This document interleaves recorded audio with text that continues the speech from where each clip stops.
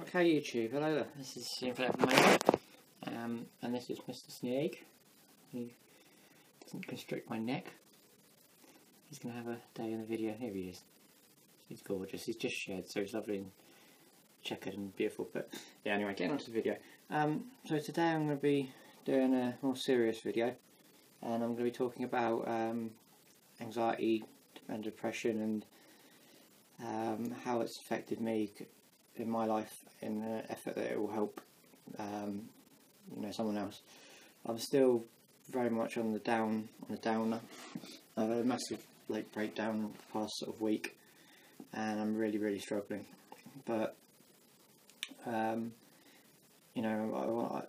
was as you guys know, one of my friends, Emily, also has a channel, and she said, why don't I do this to get, so I get stuff off my chest and potentially help people. And yeah, so if it helps one person, it's done its job. So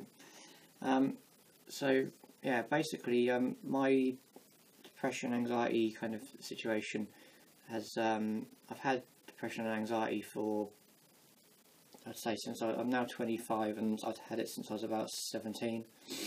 I had, obviously like everybody else, I've had stages where I've managed it, stages where I've not managed, and and placed areas where I've struggled. If I go back to where it all started, and I'll start you can get a bit of an insight of how my life has folded out and how I've got to where I am now. The biggest thing that's negative impact I had was when in 2004, so when I was 14, sadly my brother passed away, my older brother, who I kind of looked up to, very suddenly. So he passed away of meningitis, which he came home to see us because he lived away in Colchester, which is about it's not far, it's about a 30-minute drive from my house. He came home to see us like usual. Said he felt a bit ill, but thought it was nothing, so he got the train home like normal and went home. And then sort of a week or so later, I think it was, not even that, we got a phone call from his flatmate saying that he had to have an ambulance in because he was unresponsive and he was unconscious. And that's the last really apart from obviously in the hospital where he was unconscious, but the last time I actually saw him was when we waved him by on the train, in a state that he could actually talk to us, and he was there. We did visit him at the hospital, and they said it was just they originally said it was meningitis, and said that they treated him for it, and he was going to be okay. They then said that he had a brain hemorrhage, so they rushed him down to a specialist hospital in London who deals with neurology and brain stuff. But sadly, it turned out it wasn't that, it was meningitis, and it had already done damage, and he died 10 days after being admitted.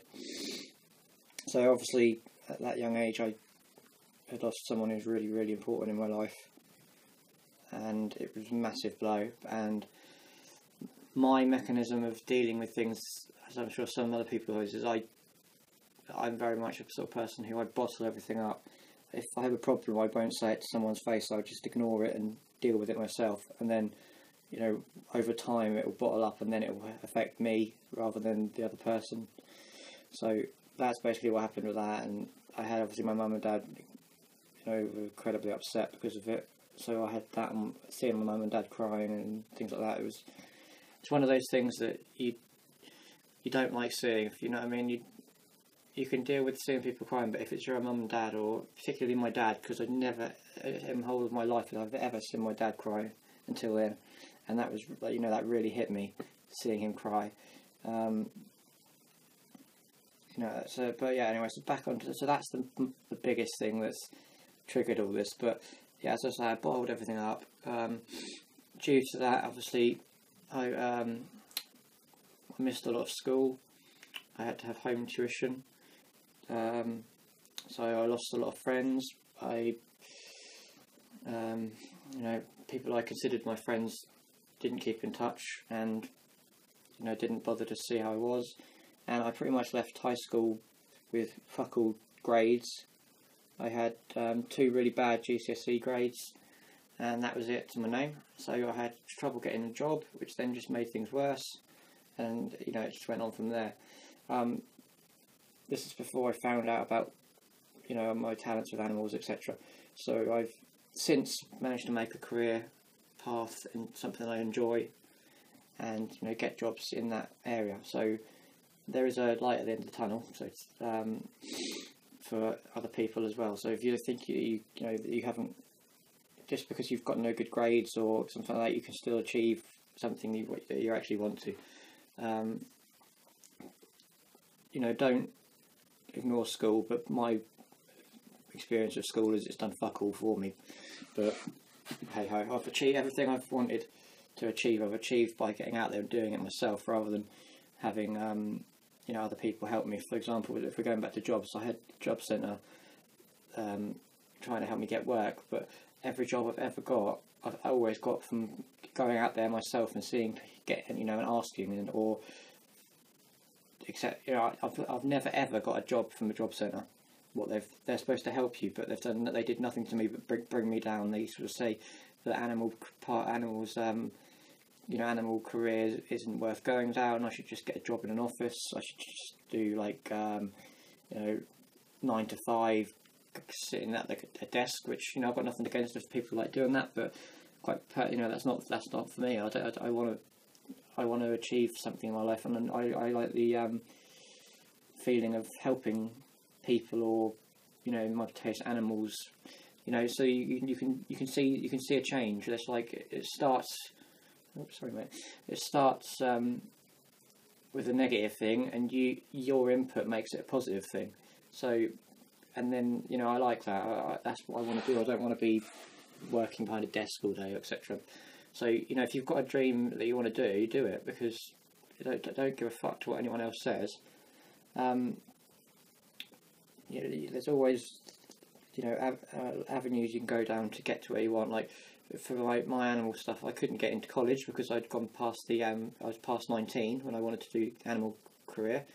The only way I could have got into college is if I paid a fortune, which was several £1,000s worth of fees, and then that would have just got me equal to what I've got now anyway.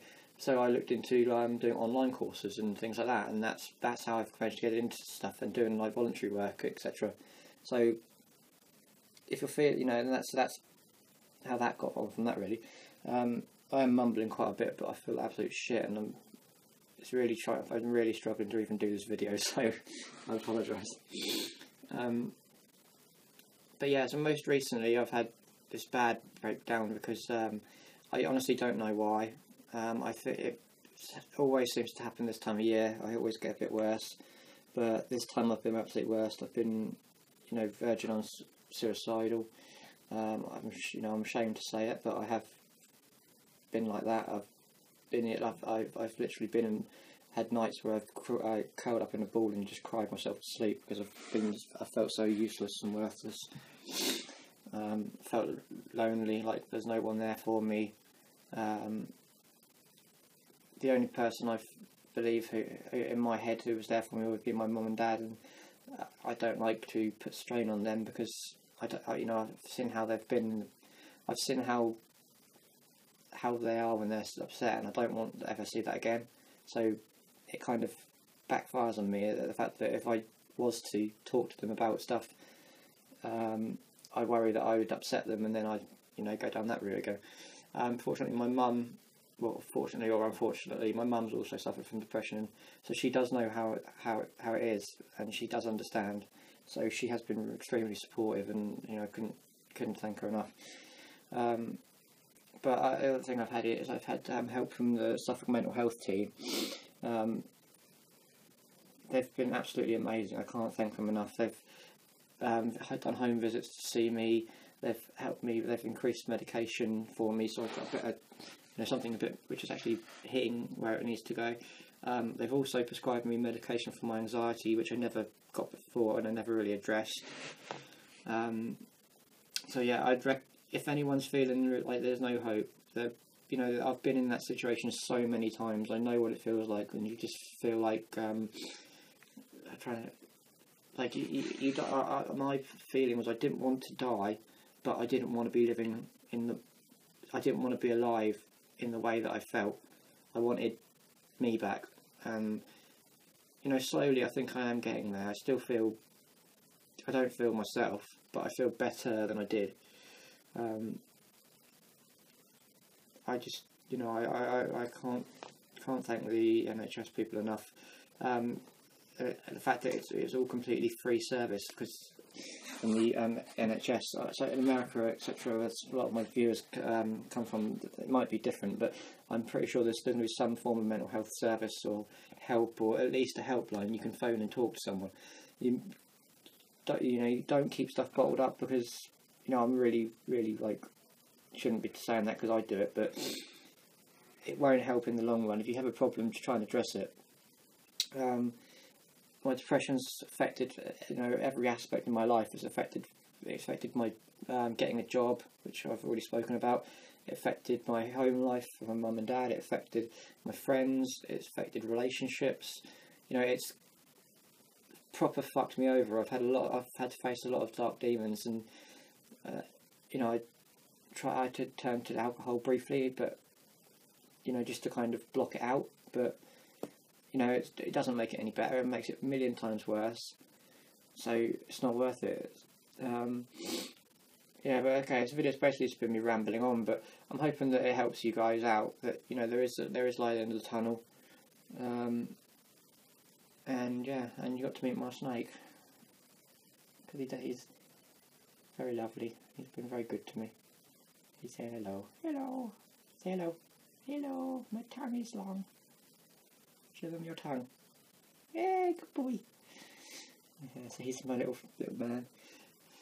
But yeah, thanks for watching, guys. I will try and get back to the normal Inflatablemango stuff. You know, getting my gaming stuff. I have got a I've been doing a little retail therapy while I've been laying downstairs dying and feeling absolute shit. And I bought one of these. I did. Which is basically a GoPro, but a cheap version. And I've got all kinds of crap that goes with it. And my snake's now biting my foot. Do you mind not doing that? He decided that my foot looked quite tasty. That was not very nice, was it? No. But yeah. So thanks for watching, guys. I'll get that GoPro video. I'm going to like try and get some footage of various shit and then compile it into a video and do like a review.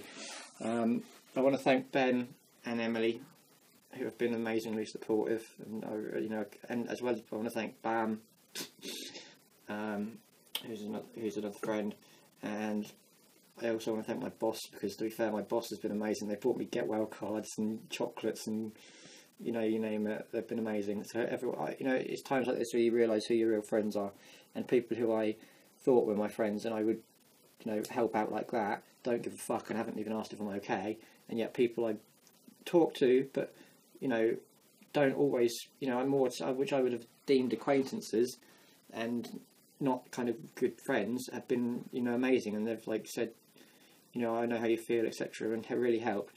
So at times like that, you really know who your friends are, and I know who I've got, you know, if I need them, and that really helps. It really does help you. It stops you feeling alone, and it's kind of given me the philosophy of, if that's the right word, of this year, that I'm just going to, you know, if I want to do something, I'm going to do it. If I want to wear something, I'm going to wear it. If I want to get a piercing, I'll do it. I don't give a fuck, and as long as I'm happy, then that's the main priority. So yeah, I think that's the kind of like way to look at life from now on, is that you've only got one life, so enjoy it and do what you want to do. So yeah, life's very precious, and you know, you could, as in my experiences, it can be taken away like that. So it's,